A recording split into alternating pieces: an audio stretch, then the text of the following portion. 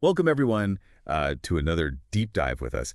Today, we're going to be looking into something that's fascinated people for, I don't know how many years now, the disappearance of the Stardust plane Oh, yeah. and its cryptic final message, STENDEC. Yeah. We've got a ton of stuff to go through. Accident reports, investigative articles, even some firsthand accounts. Wow. So get ready to put on those detective hats. Right. What do you think happened here? Was it pilot error, bad weather, or could it be something a little more, well, sinister? Right. Heck, we've even got some sources talking about aliens and, the more imaginative theories out there. What always gets me with this case is that for over 50 years, it was all just speculation.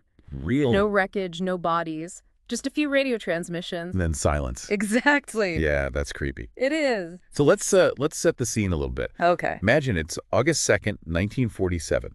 A British South American Airways Avro Lancastrian. Modified Lancaster bomber. Yeah, takes off from Buenos Aires, Argentina, headed for Santiago, Chile.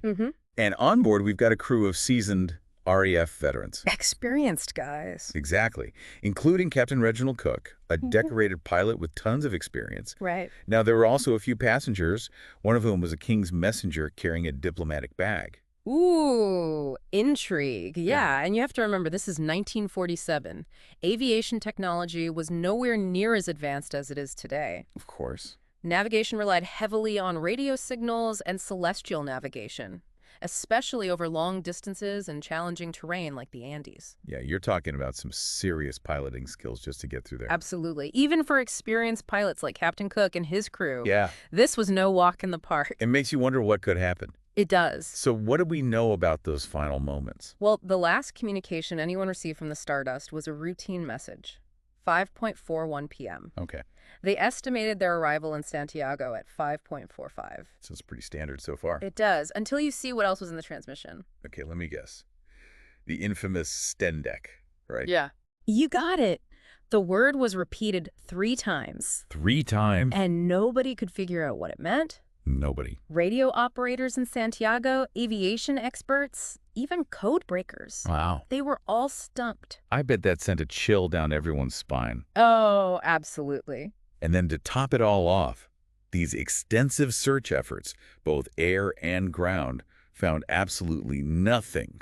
Nothing. For decades, the Stardust and its occupants were basically a ghost story. A chilling reminder that sometimes things just vanish without a trace. It makes you think, what could have happened? It really does. I mean, of course, with no evidence, people are going to come up with all sorts of theories. Of course. Some people suspected sabotage. Oh, because of the diplomatic bag. Could be. Others pointed to political tensions between Argentina and Britain at the time. That makes sense. And, of course, you can't forget about the theories involving, well...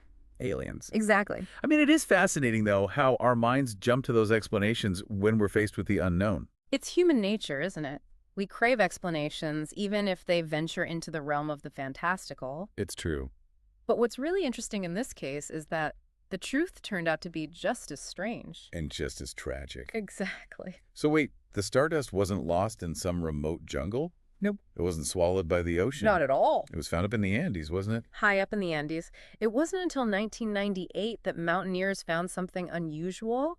What was it? A piece of a Rolls-Royce Merlin engine. What? Yeah, the kind used in the Lancastrian. It was sticking out of a glacier on Mount Tupungato. You're kidding. I'm not. And that triggered a whole new investigation. Aw. And by 2000, an expedition confirmed it. The wreckage was indeed the Stardust. So the plane wasn't just lost, it was buried in ice for over 50 years. Crazy, right? That's insane. It is. I mean, finding the wreckage must have been a huge relief for the families of those on board, I would imagine so, yes. even if it didn't answer all the questions. Definitely. And while the discovery didn't solve the riddle of STENDEC, it did offer some clues about what might have caused the crash. Okay. The wreckage was scattered and badly damaged, but it painted a picture of a high-speed impact. Really? It seems the plane flew straight into the mountainside. Wait, so it wasn't a controlled landing gone wrong. They didn't try to land on the glacier. No. They just hit the mountain. That's what the evidence suggests. But how do experienced pilots flying a plane capable of clearing those mountains end up in that kind of situation? Especially someone with Captain Cook's experience. It just doesn't add up. Unless there was something they weren't aware of, something that threw them off course. That's a good question. Yeah. And that's where things get really interesting. Okay. because we have to consider the weather patterns back then, and in particular, the jet stream. The jet stream. Remember, this is 1947. The concept of the jet stream, a powerful current of high-altitude wind. Yeah. Well, it wasn't well understood at the time. Oh, I see where you're going with this. Do you? Yeah, you're saying the jet stream could have been a factor in the crash. Absolutely. Okay, I'm listening. Imagine you're flying at high altitude, maybe even above the clouds. You think you're making good progress. Right. But a strong tailwind, like the kind you find in the jet stream, Yeah. is pushing you along faster than you realize. So your instruments might not accurately reflect your ground speed, especially with the technology back then. Exactly. But Captain Cook could have thought he was further along on his route than he actually was. Precisely.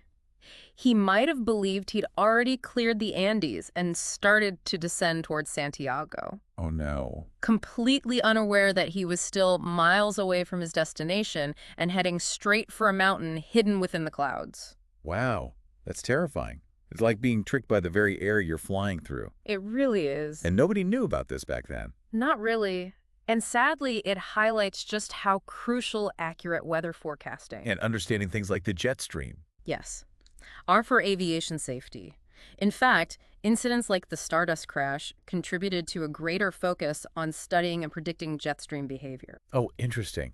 So something this tragic actually helped make flying safer in the long run. In a way, yes. It's crazy how much we've learned since then. It is. But even if we say, okay, the jet stream played a role in the crash, we still haven't cracked the code of STENDEC. True. So what are some of the theories about that final message? Well, some people believe it's a jumbled version of the word descent. Descent? They think maybe the radio operator was suffering from hypoxia. Hypoxia, a lack of oxygen to the brain. Right, which can impair cognitive function.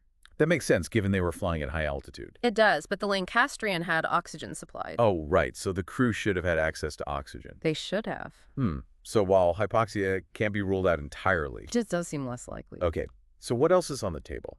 Another theory is that STENDEC might be an acronym, standing in for a longer message. This theory gained traction because of the King's messenger on board. Right, and the possibility that he was carrying sensitive information. Exactly. So STENDEC could have been some kind of secret code.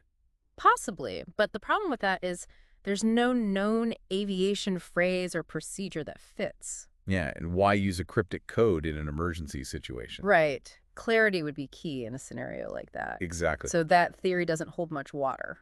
Okay.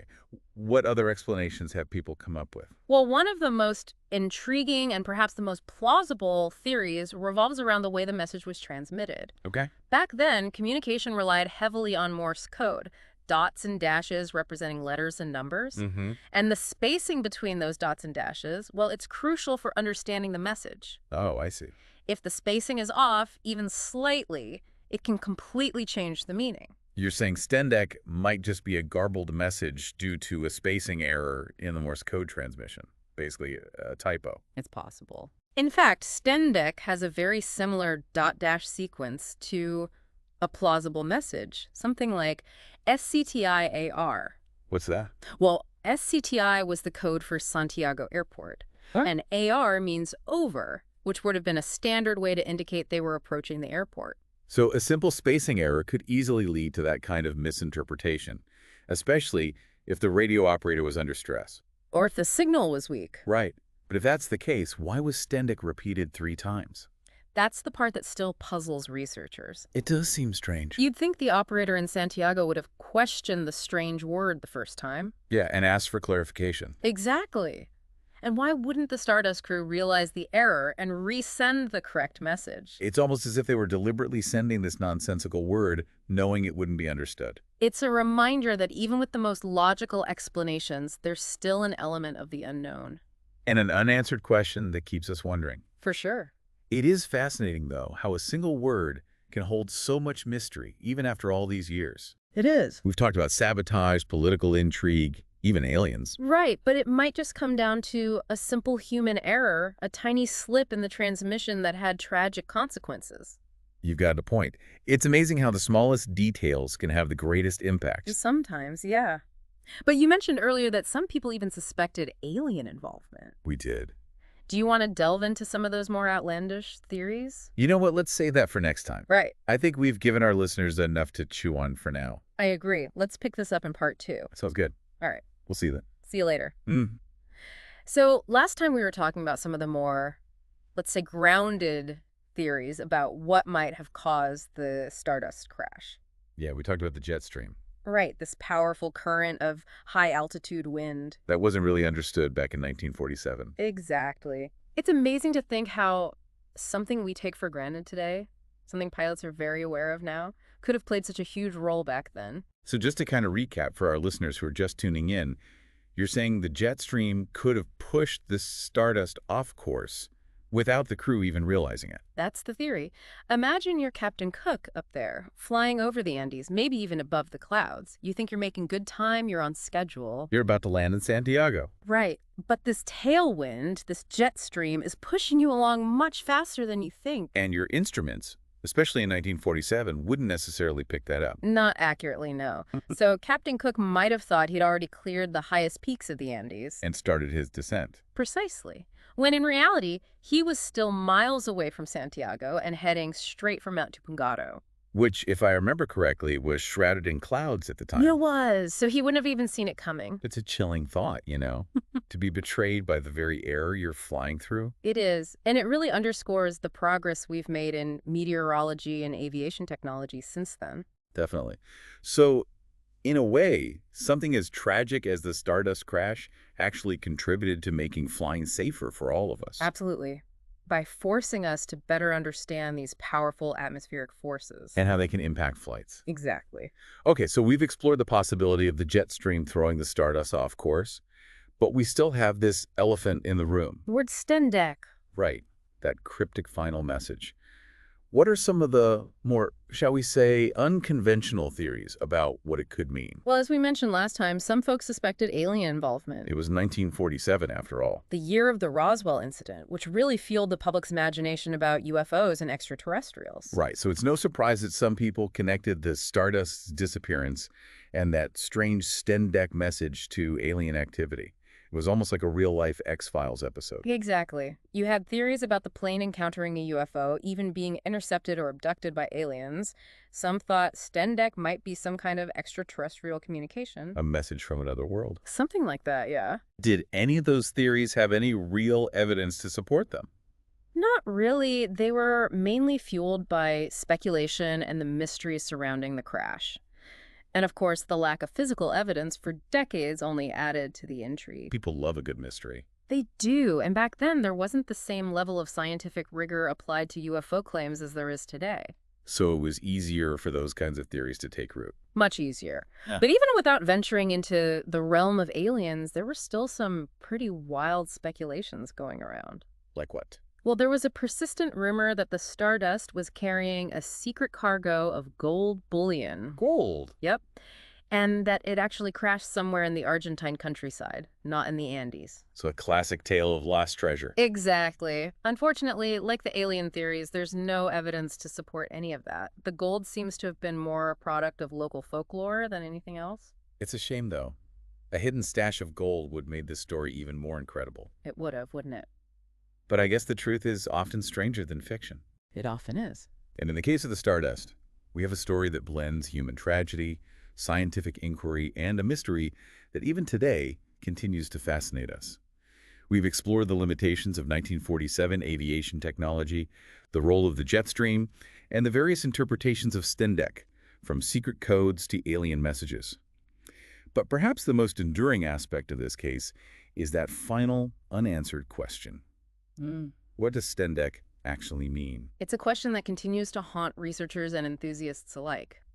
We may never know the definitive answer, but the search for that answer, the drive to understand this baffling mystery, speaks to something deep within us. It's the human spirit of curiosity, the desire to make sense of the world around us, even when faced with the inexplicable. Exactly, and that's something worth celebrating. Absolutely. And for our listeners who have joined us on this deep dive into the mystery of the Stardust, I think that's the takeaway. Keep asking questions, keep searching for answers, keep that spirit of discovery alive. Well said. And who knows, maybe one of you listening out there will be the one to finally solve the riddle of STENDEC. Thanks for joining us on this incredible journey. All right, so we've gone through a lot with the Stardust, haven't we? We have. We've considered everything from technical malfunctions to pilot error to even the jet stream. A powerful force of nature that wasn't well understood back then. Right. But even with all that, we still haven't been able to definitively explain that final message. STENDEC. No, we hasn't. It's a mystery that continues to captivate people even now, decades later. And I think that's what makes this story so compelling. I agree. It's a reminder that there are still things out there that we don't fully understand. There are. So for our listeners who are joining us on this deep dive, what do you think is the most important thing to take away from the mystery of the Stardust? I'd say it's the importance of never giving up on the search for answers. Even when things seem impossible, even when the trail has gone cold. Because you never know. A new piece of evidence might emerge. Yeah, Or a fresh perspective might shed light on something that was overlooked before. Right, and that's why it's so important to keep an open mind and to consider all possibilities. Even the ones that seem a little out there. Sometimes the most outlandish theories turn out to be closer to the truth than we initially thought. It's true. The Stardust case is a perfect example of that. It is. We started off looking at things like pilot error and bad weather, but then we had to factor in the jet stream, this almost invisible force that could have completely altered the plane's course. A force that, at the time, was practically unknown. And then there's STENDEC, a single word that has sparked countless theories, from secret codes to alien messages. And even though we may never know for sure what STENDEC means, the search for that answer has taught us so much. It's taught us about the limits of technology, the power of nature, and the importance of human curiosity. And ultimately, I think that's what makes this story so timeless. It reminds us that there's still a sense of wonder and mystery out there in the world. And that's something worth holding on to, don't you think? I couldn't agree more.